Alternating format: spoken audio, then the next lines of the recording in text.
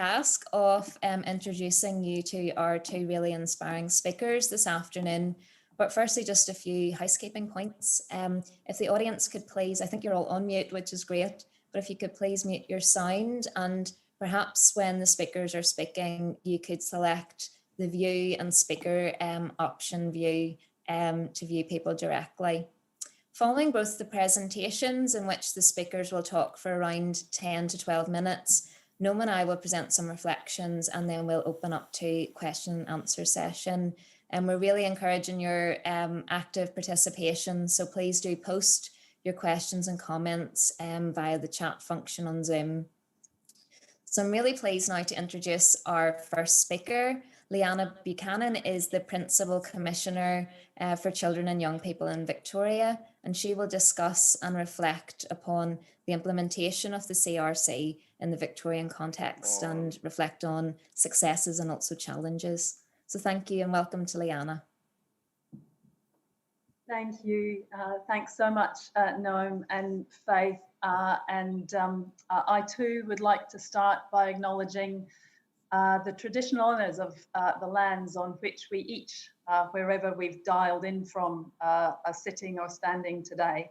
I too am on the land of the Wurundjeri people of the Kulin Nation, and I pay my deep respects to the elders past, present and emerging. And when I acknowledge country, I often take a moment to acknowledge the harms that have been done to the first peoples of this land, the legacy of which absolutely continues today. I suspect we'll hear some of that from Roxanne.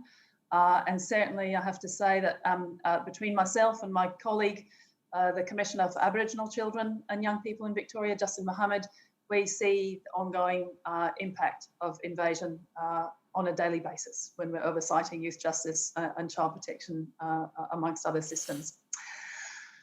So I am really chuffed to be here, and I'm grateful to DTP and Youth Law Australia and Australian Lawyers for Human Rights for arranging this panel. I'll come back to this in a moment, but to be blunt, I don't think as a community, as a country, we talk about children's rights nearly enough.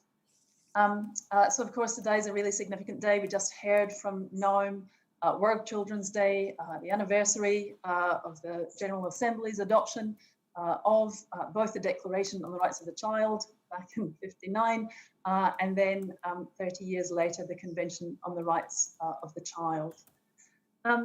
I come to you today with a view that although it's now over 30 years since this country ratified the Convention on the Rights of the Child, we are not a society where children's rights are accepted, where they're embedded in our thinking, or even where they're well understood. We are not, in my mind, a society where children are routinely seen as rights bearers, as agents in their own right, as beings with the capacity and indeed the entitlement to participate and have a say. While I absolutely acknowledge there are many important areas where Australia meets or exceeds some international standards, in my time as Commissioner, I've been Commissioner for almost 5 years, about 4.5 years, I've seen firsthand the significant disconnect between what we assume to be the status of children's rights in a modern, developed world or country such as we like to think of ourselves, compared to the reality. My role includes oversighting child protection, out-of-home care, youth justice. It also includes regulating organisations like schools and churches and others to prevent institutional child abuse. And it's fair to say that I routinely see departures from basic rights and obligations. And of course, it is often disadvantaged, marginalised children who experience the greatest incursions on their rights. Part of the kind of framing of today is to reflect on progress made since the Committee on the Rights of the Child issued their concluding observations on the 5th and 6th period reports from Australia. And I remember back when I read those observations in September last year, and it was both sobering and affirming to realise how closely the issues that were detailed in those observations and indeed the recommendations made, how closely they mirrored the issues that we at the Commission focus our oversight and our advocacy on. As Faith said, we've only got about 10 to 12 minutes, so I'm going to just touch on a few of the areas that continue to cause significant concern and that continue to demonstrate, I think, how far we are from making children's rights real. The first area that I'll talk about is addressing violence against children and indeed prevention measures to avoid child removal. I'm dealing with those together and hope you'll understand why.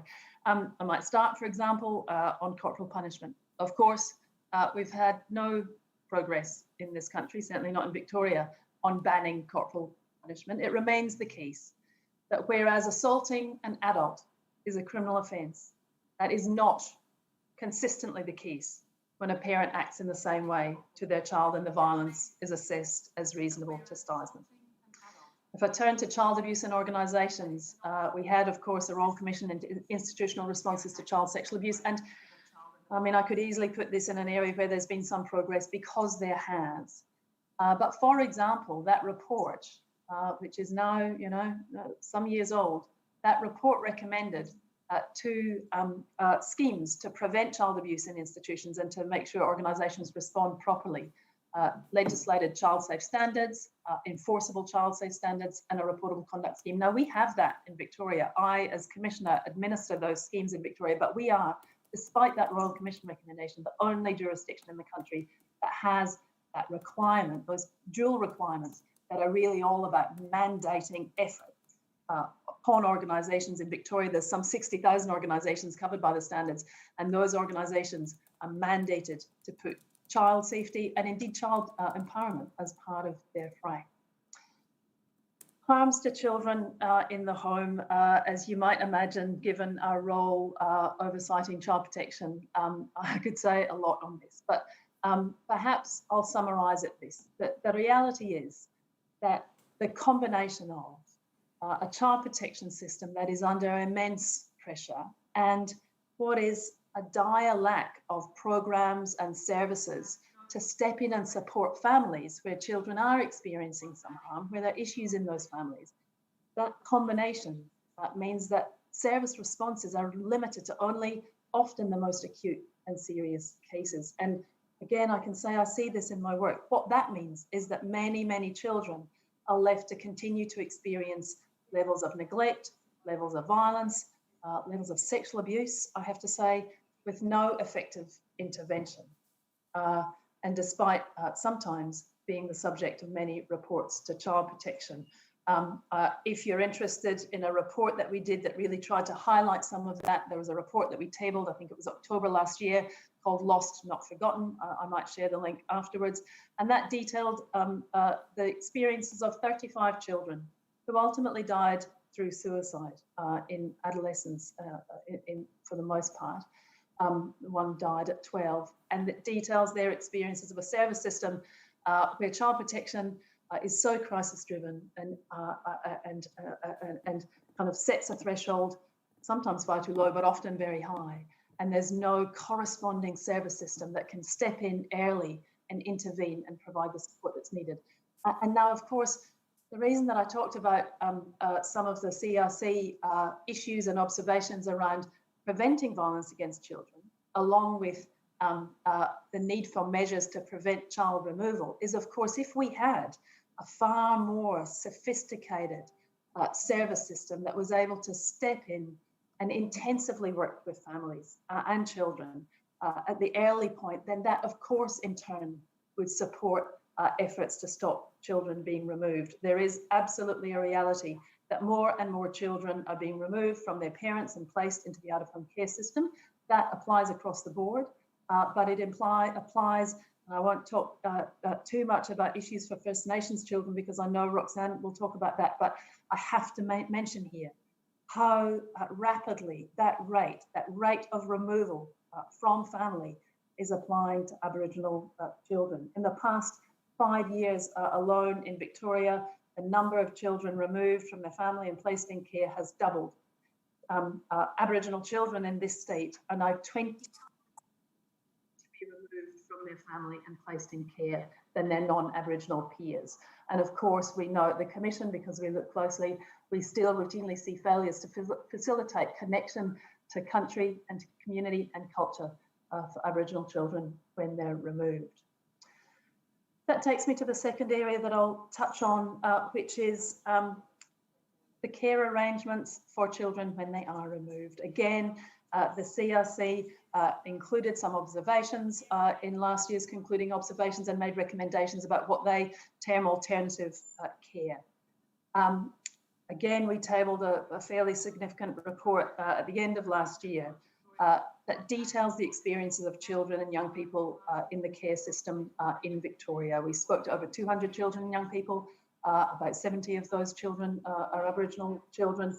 And essentially that report, again, happy to share the link, describes a system that, again, for many reasons, including lack of capacity, not only does not consistently provide the therapeutic supports, the stability that children might need to recover from early trauma, but actually sometimes it compounds their harm. We heard from children and did file reviews and analysed data, and it told us a picture of children being removed from family, being separated too often from siblings, a picture of constantly shifting placements, massive instability, a massive lack of opportunity for children to have a say in the decisions that affect them, the fundamental decisions about where they live, where they go to school, what contact they have with their parents. And of course, a pretty blunt exit for children and young people when they turn 18 and all care responsibilities on the state end. Certainly the picture that we described in that report, a picture that is unfortunately still largely accurate in Victoria at least, is very much consistent with what the CRC pointed out in its September concluding observations. The last area that I'll touch on is youth justice. Let's start with our age of criminal responsibility, which begins, of course, at the age of 10 years of age. I have a 9-year-old and a 12-year-old. Any of us who have known children of those ages can only begin to contemplate how inappropriate and wrong it is that we ascribe criminal responsibility to children of that age and enable them to be arrested, detained in police cells and potentially detained in youth justice custody. Again, I say I oversight our 2 youth justice centres here in Victoria, and whilst we rarely have 10-year-olds, we absolutely have children in the 12, 13 age group, usually on remand, not because they've actually been brought before the court and have actually had a conviction recorded against them.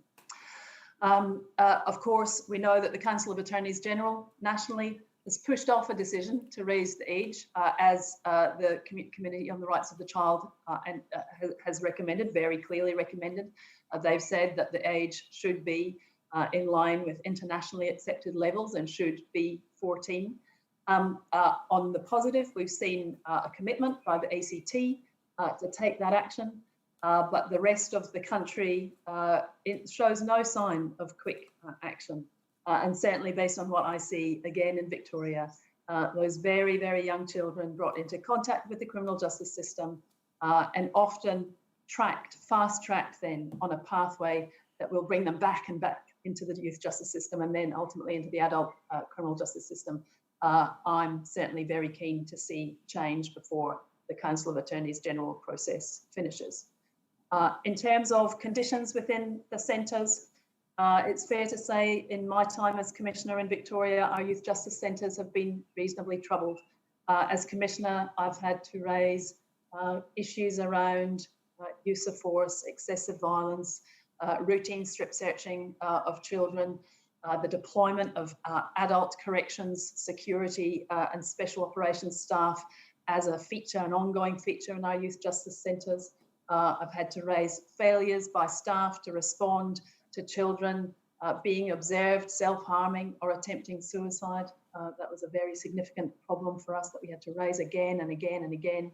And I've had to raise issues and indeed conduct a systemic inquiry into the use of isolation and excessive use as effectively a behaviour management tool. Now, we've seen some improvements in Victoria, and I absolutely acknowledge that, but our youth justice centres are still a very, very far cry from the kind of rehabilitative environment that we would all, I think, expect for our children, and that we know would be needed if we're actually going to support children and young people to address the drivers of their offending. We still have issues, including lockdowns. We have an annual report coming out soon, and it will detail the fact that lockdowns for staff shortage reasons, so children being locked in their rooms during the day just because there are not enough staff to let them out, that has actually continued to be a problem, and is a problem that has grown. On average, in the last financial year, every child in youth justice was subject to over 300 lockdowns in the year. Absolutely unacceptable. Now, I can often, no doubt, be accused of giving a fairly grim picture on children's rights. And I'm not entirely apologetic for that, because I call it as I see it. But I don't want to suggest that there's not improvements. Again, when I look through, again, as a reminder, the concluding observations that were issued last year, I saw a number of areas referenced where we've had some improvements. The issue for me is just that change can seem frustratingly, painfully slow. But I do think that we are gradually seeing more inclination to attend to child voice and to give children a right to participate. Our child safe standards, as I mentioned before, that are enforceable in Victoria. I and the Commission have the power to test compliance and enforce compliance. They require organisations to have strategies to empower children and ensure they can participate. There is a gradual movement, absolutely, including amongst government, at least partially, to understand that children and young people have a lot to say and have a right to say it. We've had in Victoria over the past 4.5 years a massive investment in family violence. Now, some people might have heard me talk about the fact that I don't think enough of that reform and investment has gone to address the issues for children, but some has. And again, I have to acknowledge that. I have to acknowledge that even though there's a lot of work to do, we are starting to change the conversation. We are starting to understand that children who experience family violence aren't witnesses. They're not secondary victims, they are primary victims, and they need responses and supports as victims in their own right, as well as having connection and connected needs with those of their mother. COVID, interestingly, has been both devastating for a lot of children and young people, and we've done a lot of work on that at the Commission. But interestingly, has also, I think, served to shine a light on some of the existing gaps in services, some of the existing issues for children and young people. And certainly I have to acknowledge the state government here is starting to respond to some of that. So we've seen some investment during COVID in additional mental health services for children. There needs to be much more, and hopefully that will come when our Mental Health Role Commission hands down its report. We've seen increased investment in family violence and sexual abuse workforces. We've seen just last week, I think, some additional child protection workers announced. We saw in the midst of COVID significant funding for a new program to support family preservation and reunification, to try and tackle some of that excessive removal of children and make sure that the right supports are in place to keep children safely at home. So it is an interesting phenomenon where I think COVID has really laid bare and exposed some of the real failings and inequities in our system and some of the terrible impacts of those failings on children and young people. But my hope is that we'll see some response to that. I'll finish there because I suspect I've well and truly gone over my 10 to 12 minutes. Suffice to say that I often, when I'm speaking to people about children's rights, I'm really struck by how those like me who come from a rights frame, for whom a rights perspective is kind of in our DNA, or at least a very clear part of our value base, how remote that is from the perspective of many people, including many of our politicians from all sides of government. And one of the really interesting challenges I think we have is how to make sure our children's rights movement is grounded in the reality of children's lives, so that we can connect children's rights to the reality of what's happening for children. But also, there's no question, part of our challenge is to try and make sure that the whole concept of rights, and certainly the whole concept of children's rights, is one that is taken more seriously at every level of our community. Thanks. Thank you so much, Leanna, and particularly your concluding comment there, I'm sure will be picked up in the discussions that we have to follow. You've left us with a lot to think about and discuss. So thank you, Roxanne. I'm really delighted to introduce you now as our second speaker this afternoon. Roxanne Moore is the Executive Officer of the National Aboriginal and Torres Strait Islander Legal Services, and Roxanne is going to reflect on the recommendations of the UN Committee and specifically on the rights of Aboriginal and the progress, shortcomings and the actions that are required. Thanks, Roxanne. Thank you, Kaya. My name is Roxanne Moore. I'm a Noongar woman and the Executive Officer of the National Aboriginal and Torres Strait Islander Legal Services. I acknowledge I am on the land of the Wurundjeri people of the Kulin Nation and pay my respect to elders past, present and those yet to come. This always was and always will be Aboriginal land. NATSLS represents the 7 Aboriginal community-controlled legal services in Australia, and we're the justice on. We are the experts on justice issues for our people. Prisons have devastating and far too often lethal consequences for our people. And this year, we've seen across the world hundreds of thousands of people marching for Black Lives Matter. But here in Australia, we've had over 441 Black deaths in custody and not a single authority held criminally responsible. And this includes our young people, so 16-year-old John Pat or 19-year-old Stanley in WA just this year, or last year, Kumanjai Walker, who was fatally shot by police in Yuendumu. And in the words of my co-chairs at NATSLS, if this is going to be a pivotal moment in our history, we need to move beyond the empty gestures of our past. And the harmful impacts of prison are particularly severe and devastating for our young people. It can lead to self-harm and lifelong damage. And despite this, all Australian governments continue to imprison children as young as 10. In almost every state and territory in Australia, you can be too young to be on Facebook, but apparently old enough to be strip searched and exposed to the horrors of youth prison. Our kids are criminalised at extreme rates. They are trapped in the justice system from racism and disadvantage, and this is very clearly the failure of governments. While our children only comprise 6% of the total youth population, Indigenous children are a staggering 65% of 10 to 13-year-olds in youth prison. And that's why NATSLS, along with Change the Record, Australian Indigenous Doctors Association, Human Rights Law Centre, Australian Medical Association, the Royal Australasian College of Physicians, Public Health Association, Law Council, Amnesty International and many more are part of a national campaign calling for all Australian governments to raise the age of criminal responsibility to at least 14 years.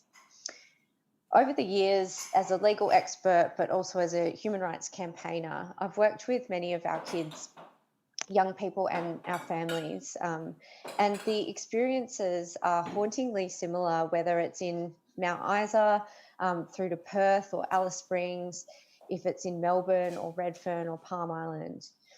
Our young ones are abused in prisons without accountability. And most are being criminalised for the disadvantage that their families have been pushed into. Many have experienced racial profiling and have felt targeted. And it's leaving them charged with minor offences like theft, traffic and public order offences. Aboriginal and Torres Strait Islander legal services have represented kids who have been charged with stealing a chocolate frog or bread. And this is the legacy of colonisation. Kids locked up, taken far from our families, communities and culture, the system stacked against them at every turn. And we've seen the horrors of youth prison from Dondale, Cleveland, Banksia Hill and Brisbane's police watch houses. Youth prisons in Australia have a history of abuses of Aboriginal and Torres Strait Islander kids in particular, and employing practices like solitary confinement, hog tying, sedating, hooding and gassing. Throughout COVID-19, we've seen kids in solitary confinement for extended periods in Queensland and Victoria in particular. Now, the medical evidence and developmental research is really clear. Kids under 14 are more likely to lack impulse control and have not yet developed the cognitive capacity to understand the likely criminal consequences or impact of their actions. And Telethon Institute research tells us, for example, that about 90% of kids in youth prison in WA have identifiable psychosocial and cognitive disability. We also know, as the Commissioner mentioned, that more than half our kids in prison have been removed from our families by child protection.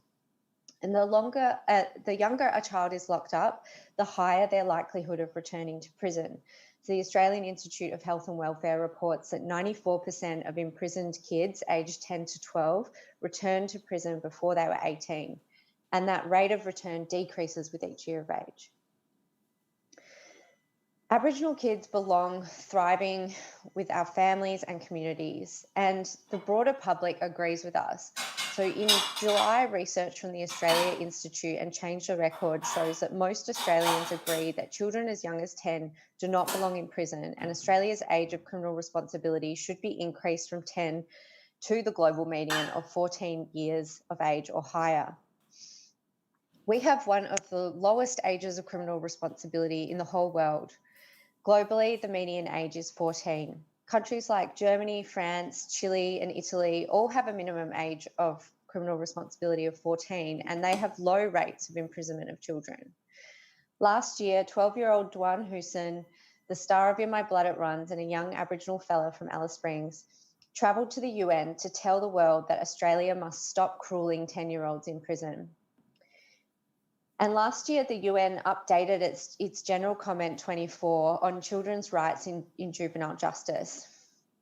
And they said in that general comment that they're recommending that the age of criminal responsibility be raised to at least 14 years of age, but commending, ages of 15 and 16, and also saying that children under 16 should not be locked up in prison.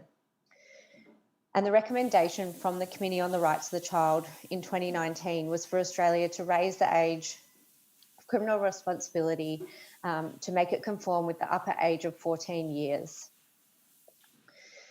So recently, we've seen some developments, as the Commissioner mentioned, and Australia is about to go back before the UN for our Universal Periodic Review in January. And we are pleased that the ACT government has formally committed to raising the age, and they've also said that this is a commitment to raise it to 14. And previously, the Northern Territory government has also made the commitment to raise the age.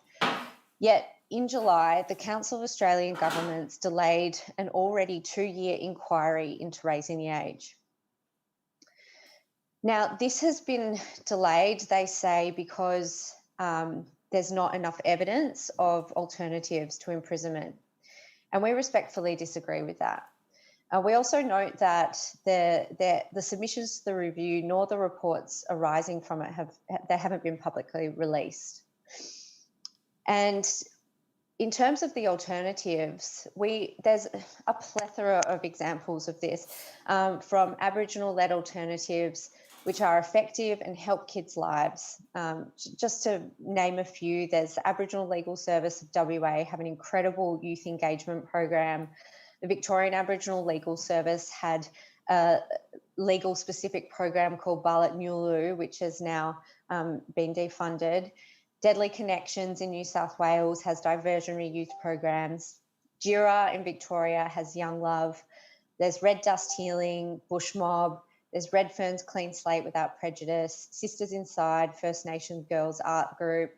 Burke's Maranoka Justice Reinvestment program has youth-specific aspects.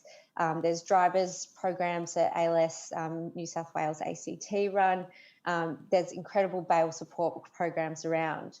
And these work because they connect kids with the inherent strengths of our culture, country, and community while diverting them away from prison. But what they lack is public funding. And we all want our kids to have a healthy body and spirit, their families supported, strong, and connected in homes with their community, with access to culturally safe, legal, disability, family violence, education and health supports.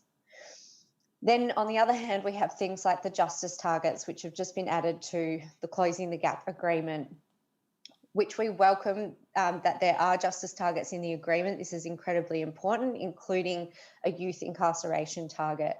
However, the youth incarceration target aims for parity in 2060, and that is just simply not good enough. And the adult justice target aims for parity in 2093. You know, my kids will probably not be alive at that point.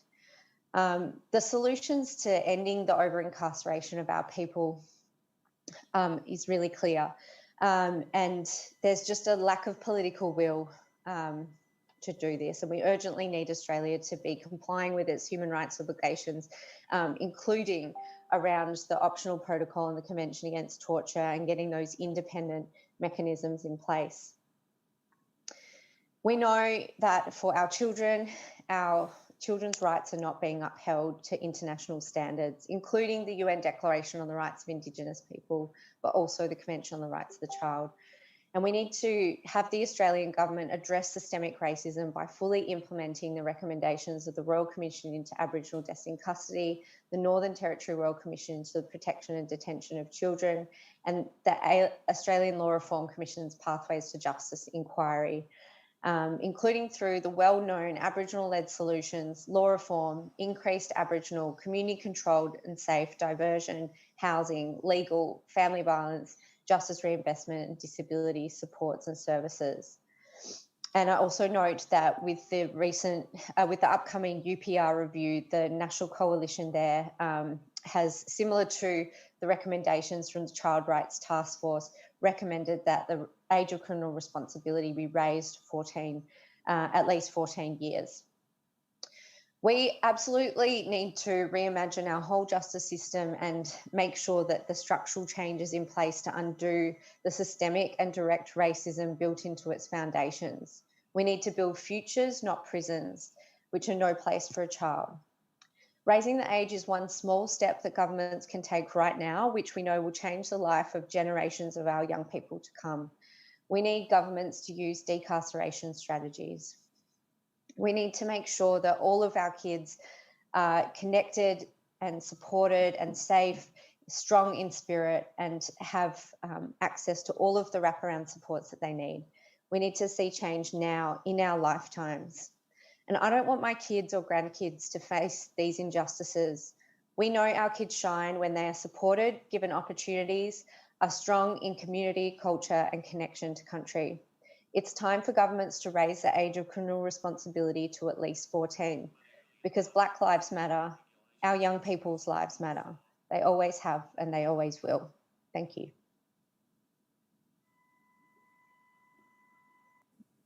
Thank you so much, Roxanne, and thank you both for two really, really important presentations that have raised so many issues.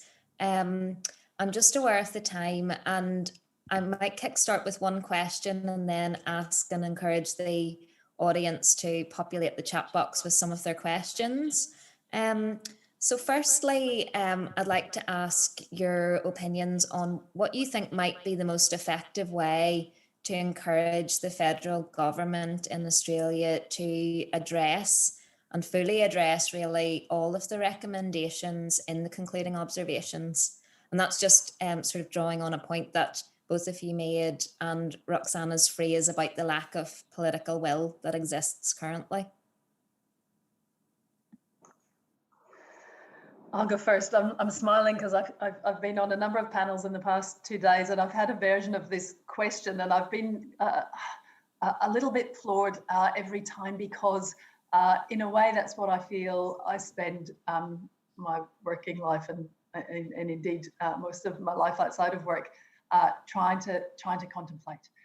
How do we achieve a change in community attitudes, community care about children and children's rights, and how do we then get governments to take on that care? And maybe I'm framing it that way because I do think that's part of the problem. I think whilst we have a broader community that doesn't have a strong focus on children, even the kind of very the more historical, traditional notions of children's rights, the kind of paternalistic right to protection, even that we really struggle to get the community to care. I think as a community, people think that we kind of, we care for children, we nurture children, but the reality is really very different. And as a community, people are not, they're often pretty resistant to recognizing that, let alone when you look at some of the more, conceptually modern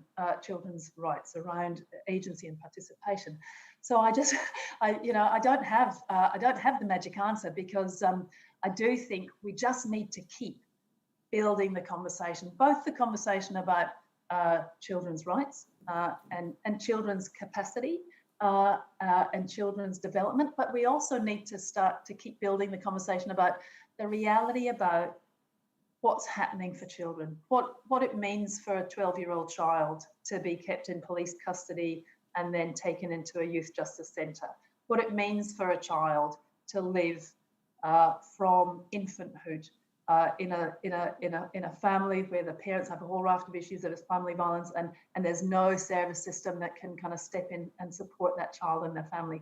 What it means for a child with disability who is in either a specialist school and is subject to restraint or other approaches that none of us would want for ourselves or indeed our children.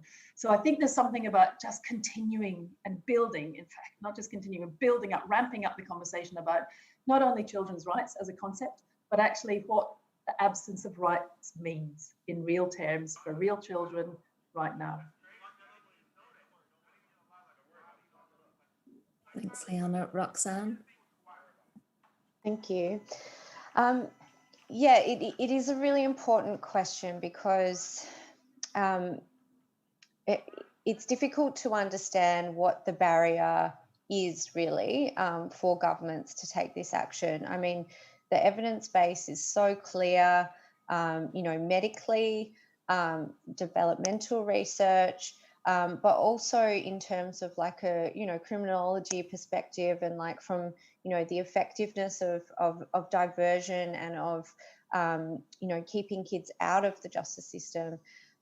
So the evidence is very clear that the younger that kids are pushed into the justice system, they're much more likely to stay in the quicksand of the justice system for life. And so we know that prisons aren't effective, and we know that most of the kids who are in prison have it's actually the failure of governments that have led them to be in prison. So for most Aboriginal kids, they've been removed from their families. Most Aboriginal kids in prison have a disability or cognitive impairment, and many, have experienced disadvantage in their the offences that they're criminalised for relate to that. And so I think it's about, looking at the fact that this is not really an issue about a lack of evidence. This is about political will, and it's about the prioritisation of our children's lives for governments, and whether they are willing to make that priority. I mean, I think with the new Closing the Gap agreement, it's a real opportunity for governments. So incarceration and youth incarceration is a priority under Priority Reform 1 in the Closing the Gap agreement, and that talks about the need for national joined up approaches to policy in this area. And so this really is the time for governments to make the most of that opportunity to be working with Aboriginal community-controlled legal services, family violence, family services. So the Family Matters report just came out as well just the other day, and that's an Aboriginal-led campaign really looking at those child protection issues and how that crosses over with this issue as well. So I feel like it's a really exciting time in that there's lots of opportunities for government, and we just urge all governments to take that next step of raising the age of criminal responsibility. Thank you both. We've got a question from one of the participants, Matilda, who's asking, do you think the justice reinvestment pilot in Burke could be implemented across Australia? So I know, Roxanne, you mentioned a number of Aboriginal designed and led initiatives that are really effective. And just to badge on a little bit onto Matilda's question, how do you think those initiatives are within the keeping of the spirit and the principles of the convention as well?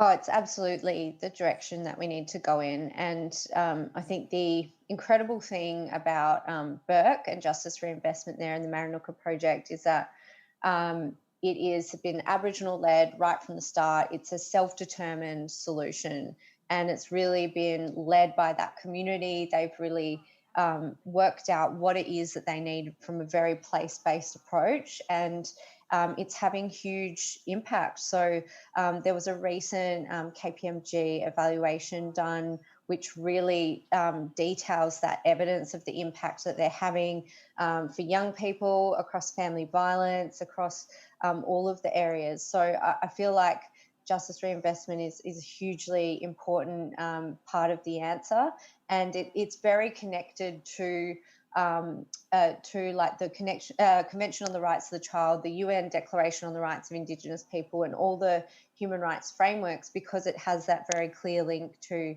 self-determination.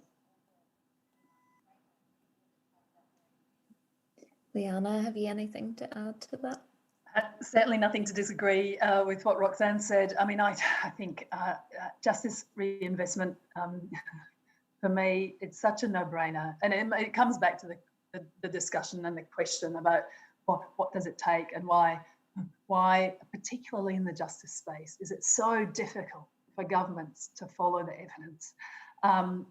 But justice, whether you're caring about community safety, whether you're caring about economy and cost to government, or whether you're caring about people, children, young people, and adults, and the damage that is done through the criminal justice system.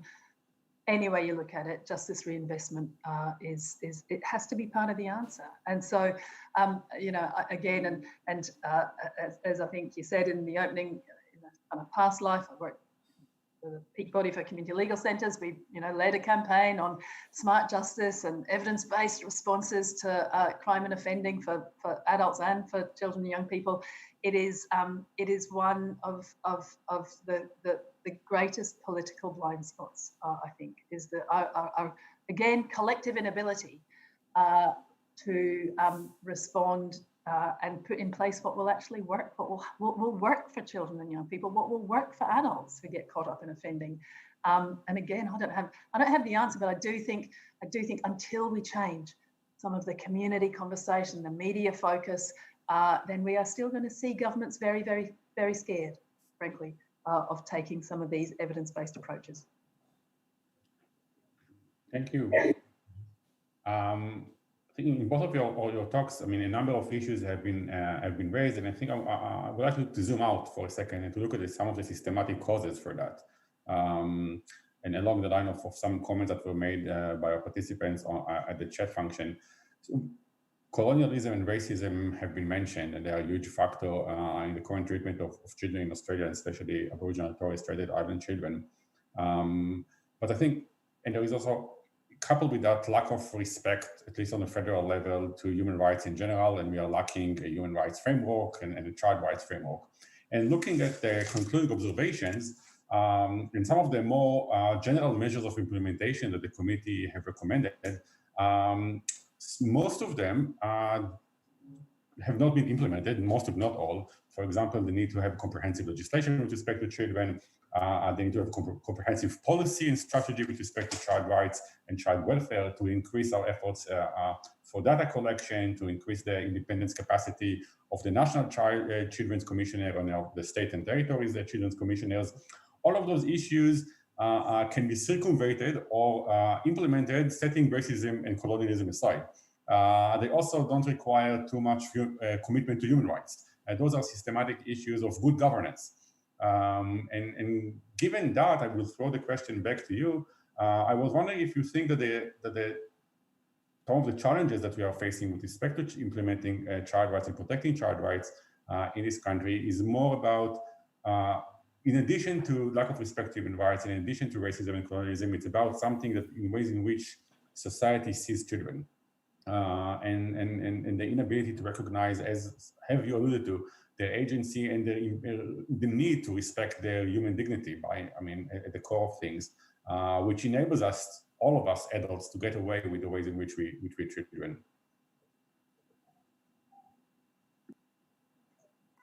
I might start, and then Roxanne should absolutely pick up. The short answer is yes, and I think in my comments or in one of my previous answers, I kind of named that. I think yes, as you say, Noam, we at the federal level and probably at other levels of government, there's not a great embracing of human rights, full stop. But some of what I see goes beyond that. I mean, in my legislation, the concept of children's rights is not mentioned. Now, as a commissioner, I've made the call, along with my former colleague, the Commissioner for Aboriginal Children, Andrew Jacomos, and Justin Mohammed, the current Commissioner for Aboriginal Children. We've made the call that we cannot do our jobs without taking a child rights approach and a child rights framework. But actually, children's rights do not fit, even though Victoria, remember, is one of a few jurisdictions that has a charter of human rights, had legislated instrument of human rights, but rights, even at the Victorian level, is not deeply embedded in the political conversation, in the community conversation. So rights, are themselves something of a barrier to achieving some of the changes recommended by the committee in the concluding observations. But actually, I would say as much, and of course they're interconnected, as much the problem is the way that we see children. I don't think that we've moved, frankly, all that much from when children were seen as the property of their parents, specifically their father. I think that very paternalistic view of children as not real beings, not full agents, should be seen and not heard. We like to think we've moved a long way from that, but I don't know that we have. We, as I mentioned, have been doing a lot of work, and I'm in, obviously, Victoria, and we had a very prolonged period of COVID-related restrictions. And looking through that period, again, I go back to, even if it's just about protecting children from harm, even if you go to those kind of most, traditional, historical kinds of rights, and trying to raise those issues in the Victorian government with the relevant agencies, child protection with agencies, trying to make sure that, notwithstanding the COVID crisis, that children were still being kept in view, that the risk to children was still being assessed, that those agencies were considered frontline essential services. That was very, very hard. I've got to say, as Children's Commissioner, getting traction on those issues was very, very hard. And to me, that again reflected that actually when push comes to shove, we just do not prioritise children, notwithstanding we like to think of ourselves as a country and a community that deeply cares for our young. Yes, thank you. I'll just add on to that.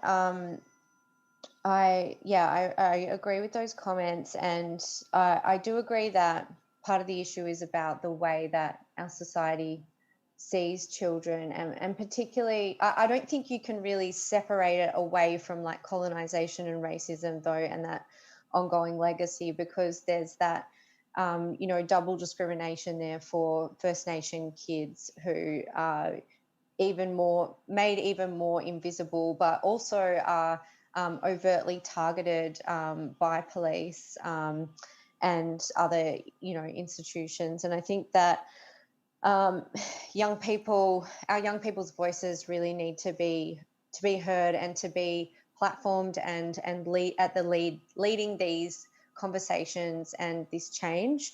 And I noticed in the comments, Grace mentioned about the climate march, and young people have just shown such extraordinary leadership that generations before them have not been able to do through the climate change movement. And I feel like young people are constantly underestimated, and there's some really incredible ambassadors coming out of the justice reinvestment work in Burke. There's young advocates like Duane Hussein, who I mentioned, who, you know, as a 12-year-old Aboriginal boy travelled to the United Nations and said to the Committee on the Rights of the Child, Australia has to stop cruelling 10-year-old kids in prison. And I think that leadership is there. Our young people know the change that they want to see, and that's absolutely part of the solution moving forward. Thank you both so much for those responses. With the COVID context, and I'll mention towards the end of the webinar about the next webinar, which is going to focus on that. The Secretary General of the UN suggested that the pandemic is quickly turning into a broader children's rights crisis.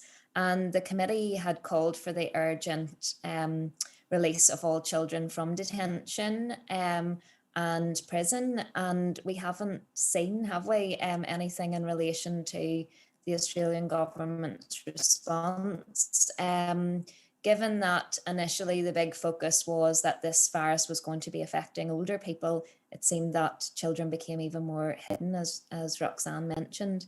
Have you any very brief comments about the context of that in relation? Yeah, I might jump in relation to the justice side of it.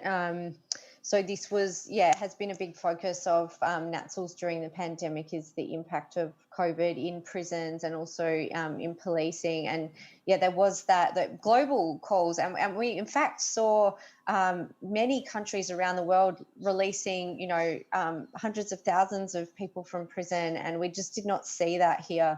There were some laws passed in New South Wales to enable government to have that power, but they weren't used to our knowledge. And instead it was really left up to the courts to and to lawyers to be trying to get people out on bail. And the numbers in prison did reduce in that respect. But it was particularly concerning that kids in Victoria and also in Queensland were put into solitary confinement and lockdown for extended periods at the height of that. I mean, in Victoria, there were, I think, about 17 cases of young people in prison who with COVID or connected to youth prisons, and about 40 altogether.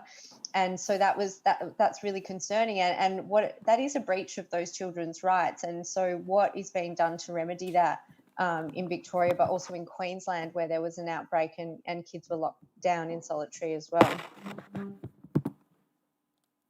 I won't dwell on the justice issues other than to say, again, I could say lots.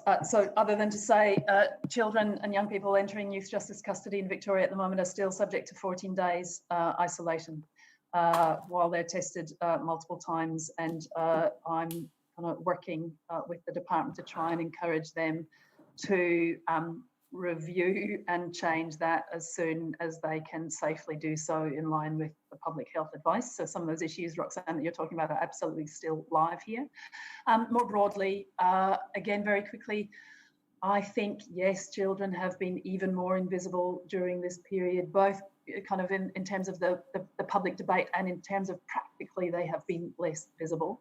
And there is no question, based on the work that we've done engaging with children and young people, there's a massive impact on mental health. I think we're starting to see that bear out in the data now. In Victoria, for example, there's been a 72% increase in the number of children presenting to EDs with self-harm, serious self-harm or suicide ideation. That certainly reflects what we've heard when engaging with children and young people during the pandemic.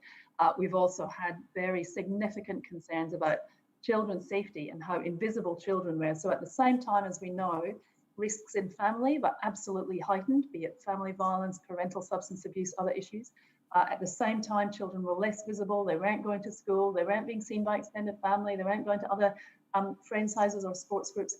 And at the same time, services, including child protection and other child and family services, changed their service model dramatically so that certainly in the case of child protection, there were very, very few visits occurring, so much less capacity to assess what was happening in families. So it has been a period that I would say in Victoria has been, if not a children's rights crisis, very close to one. I think it has been, and I think only now we're starting to see the full impact of that. And I suspect, well, actually, that process of understanding what children have lived with, understanding the mental health impact, and indeed understanding the impact on their education, disengagement, and so on. I think really from now and months to come, only then will we understand just how much of a crisis it's been for children. Thank you both so much, and thank you to all of the participants. The chat box has been very active and live with lots of discussion points, lots of thank yous to the speakers as well, and lots of shared links. And one of the key elements of the DTP training programme in children's rights is to share and to capacity build in relation to each other and our knowledge bases and our practice. So thank you to everyone. I would like to give you a save the date for Friday, the 11th of December. And I've just noticed in the chat box that Anne Hollins, the new National Children's Commissioner, is present at the moment. So Anne is going to be one of the presenters at the next session on COVID Australia and the rights of the child. So we're really pleased to invite all of you to that next webinar on Friday, the 11th of December. So thank you very much to all of the speakers and everyone for contributing, and to DTP for organising this webinar series. Noam, do you have any concluding comments?